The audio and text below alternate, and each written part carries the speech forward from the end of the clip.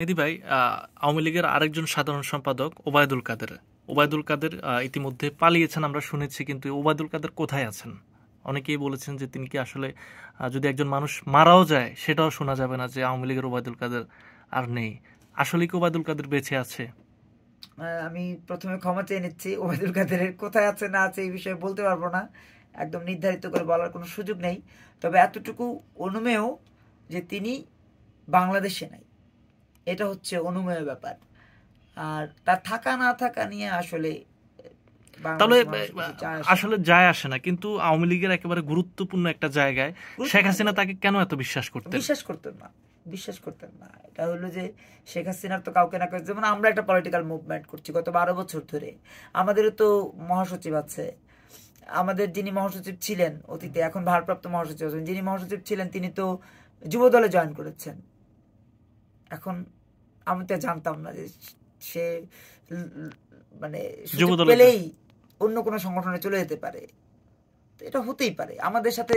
আপনার কি এটা বিশ্বাস হয় যে কাদের এই আওয়ামী লীগকে ডুবিয়েছে? এটা কি বিশ্বাস হয়?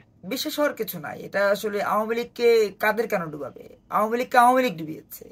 চলমান যে আওয়ামী লীগ, কাদের কি কোনো দায়িত্ব ছিল না যে আওয়ামী লীগকে তুলে না আনা বা না, কাদের কি দায়িত্ব?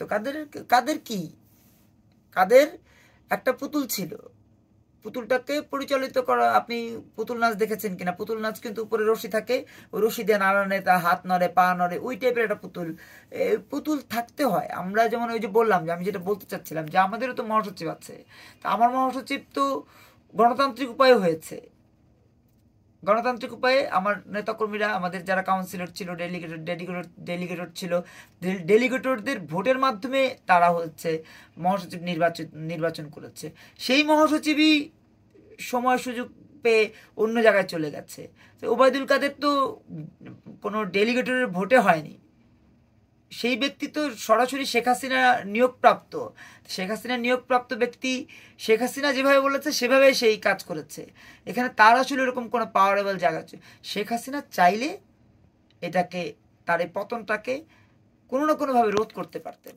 এখানে ওবায়দুল কাদেরের কোনো ভূমিকা নাই। মানে তিনি হাসিনা চাইলে চাইলেই পারতেন, পারতেন? হাসিনা চাইলে পারতেন। ওবায়দুল কাদেরের এখানে কোনো ভূমিকা, ওবায়দুল কাদের যদি সারাদিন চেষ্টা করতো তারপরে পারতো না। আমি এখানে একটু আপনাকে এক্সাম্পল দিয়ে রাখি।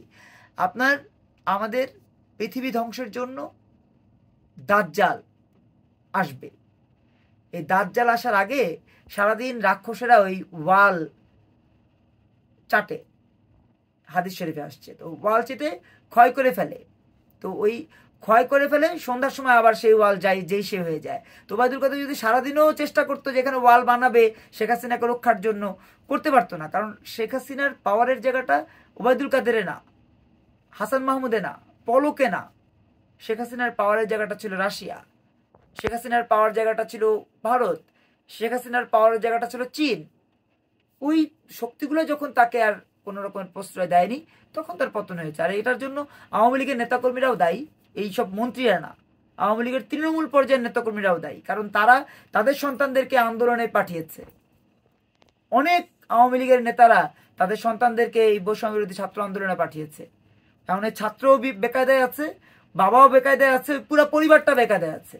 এই যে বললাম, হেমলক 20 পেয়ালা, এই 20 পেয়ালা খেয়ে, এই 20 পেয়ালার বিষ খেয়ে এই প্রজন্মের এই তথাকথিত নেতারা রাস্তায় নেমেছে।